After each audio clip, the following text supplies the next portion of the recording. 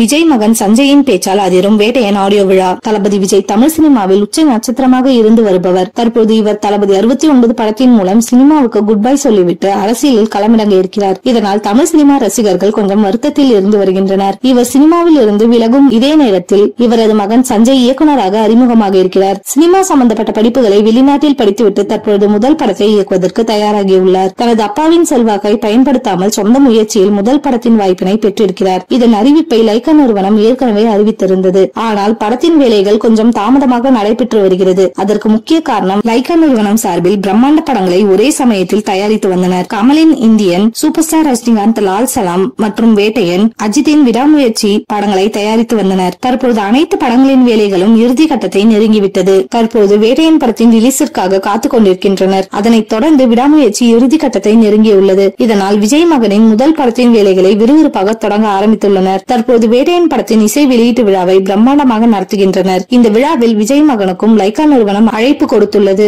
இதுவரை எந்த ஒரு சினிமா நிகழ்ச்சியிலும் கலந்து கொண்டு விஜய் மகன் பேசியதில்லை. முதல் முறையாக வேட்டையன் ஆடியோ விழாவில் பேசலாம் என எதிர்பார்க்கப்படுகிறது.